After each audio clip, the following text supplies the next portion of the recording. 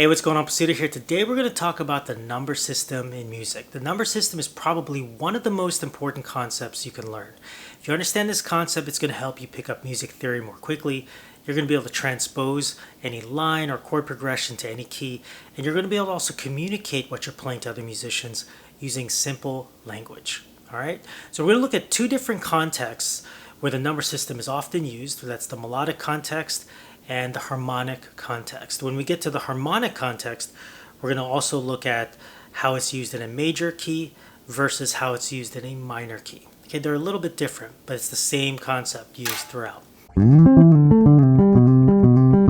Okay, so let's first look at a melodic context. And the way to do that is we're going to look at a major scale first. So we have a C major scale, C, D, E, F, G, A, B, and C. Okay. The way the number system works is instead of thinking of note letters, you're going to associate a number with each of these notes in a scale. Okay. In this case, this is a C major scale. I'm just going to put a number above each of these. So we have 1, 2, 3, 4, 5, 6, 7, and 1. And this is the numeric formula for a major scale. For any major scale, actually. That's the numeric formula. Okay? And in the key of C, it's just 1, 2, 3, 4, 5, 6, 7. And that's C, D, E, F, G, A, B. Okay? So when you hear musicians say things like, oh, just play a C major pentatonic scale. And then you're like, well, what's a C major pentatonic scale? And they tell you, oh, it's just 1, 2, 3, 5, 6. What they're saying is, you're going to play 1, 2, 3, 5, 6. And that's C, D, E, G, A. That's a major pentatonic scale. Now, in the key of C, you may not see any sort of benefit in why labeling it in numbers versus note letters. But let's change the keys here. Let's go to the key of G flat major. Okay, we have G flat, A flat, B flat, C flat, D flat, E flat, F, and G flat. Okay? So we have a lot of accidentals, a lot of flats in this key. G flat, A flat, B flat, C flat, D flat, E flat, F, and G flat. Now instead of thinking of all these accidentals, or all these flats or sharps, whatever key you're in, you still think in numbers. 1, 2, 3, 4, 5, 6, 7. Okay? This will always sound the sound do, re, mi, fa, sol, la, ti, do. Okay, no matter what key you're in. Here's another reason why the number system starts to become really beneficial when it comes to simplifying things, but also helping make music theory a little bit more clear in our minds. You start introducing enharmonics in other keys. For instance, in the key of G flat, we have a C flat here. I'm just going to put a little arrow here to draw attention to it. On a piano, a C flat is the same note as a B, and that's what an enharmonic is. It's the same exact note, but it's named differently, okay? Now, the note B is a little bit more accessible to my mind than C flat, okay? So for instance, if I think of C flat, for me, I feel like it's a little bit slower just to get to that note, right? I have to think, oh, C flat's the same as B. B just makes more sense. But in the key of G flat, there is no B, theoretically. It's a C flat, right?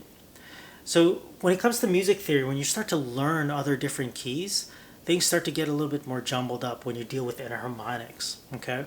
Here's another scenario where enharmonics become a little bit hairy.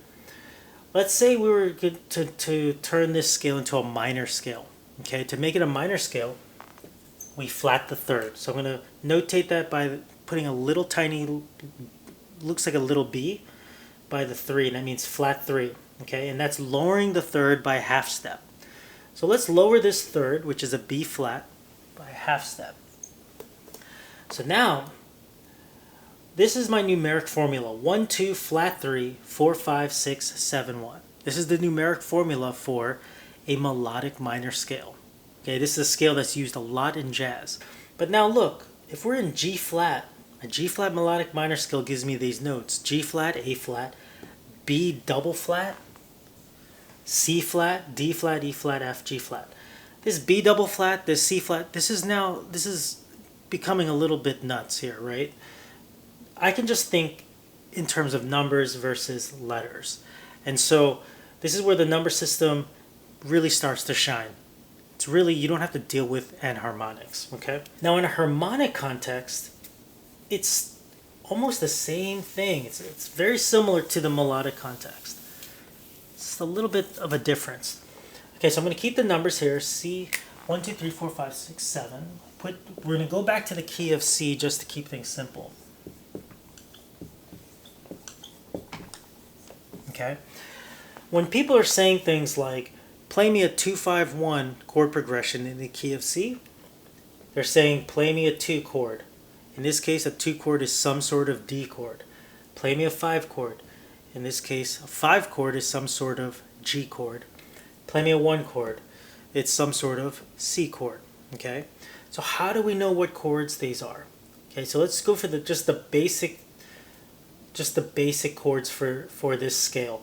The way we would do this is we're going to create a chord scale out of this major scale, and that's harmonizing each of these scale degrees. And the way to do that is we're going to play every other note. So for my 1 chord, we're going to play 1, 3, and 5. Okay, and that will sound like this. C, E, and G. That's a C major triad. For the 2 chord, we're going to play 2, 4, and 6. 2, 4, and 6. That's a D minor triad. For E, 3, 5, and 7. That's an E minor triad. For F, 4, 6, and 1. F major triad. For G, 5, 7, 2. It's a G major triad. For A, it's 6, 1, and 3. That's an A minor triad. And for B, we have 7, 2, and 4. That's a B diminished triad. So these are the triads that we have, or the chords that we have for this scale. C major, D minor, E minor, F major, G major, A minor, B diminished, or B diminished triad, and C major. So if someone said, play me a 3, 6, 2, 5, 1, I'm thinking E minor, A minor, D minor, G major, C major. Okay, so 3, 6, 2, 5, 1. Okay. This is a much more efficient way of communicating chord progressions, analyzing chord progressions too as well. You know, when I'm looking at chords on a sheet, or even transposing, and I hear, oh, we're in the key of C, but I heard an F, I heard some sort of A, I can almost quickly, you know, get to the conclusion that maybe it's a high likelihood it's going to be an A minor. It's a high likelihood it's going to be an F major. And when something doesn't quite sound like it's in the key, it's going to stand out that much more to our ears. Okay, so we already start to understand.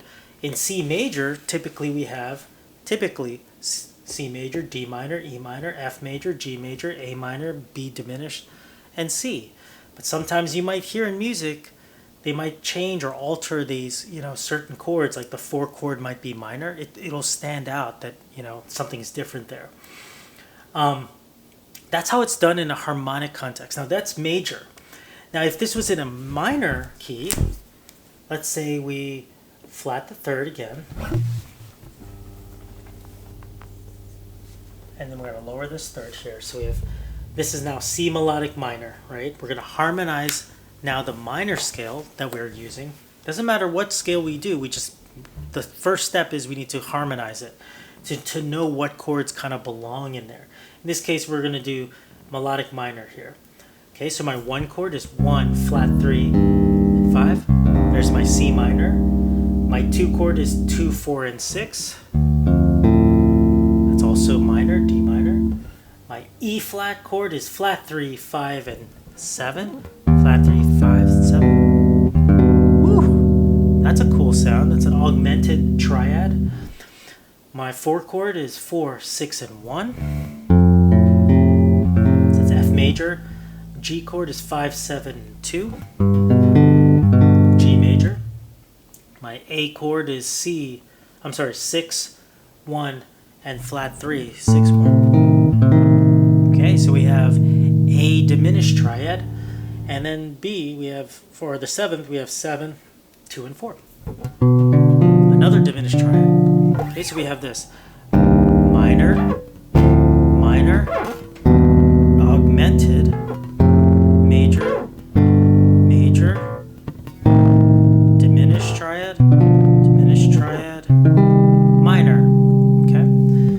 So now, if I was in a minor key, or C melodic minor was the sound of the chord progression, and the musicians say play 4, 5, 1, it would sound like this. 4, 5, 1. They say play flat 3, 2, 1, it would sound like this. Flat 3, 2, 1. Okay? This is how it's used in a harmonic context. Okay? So there's one more thing though I do want to point out. Sometimes, right now I'm using just regular numbers, okay?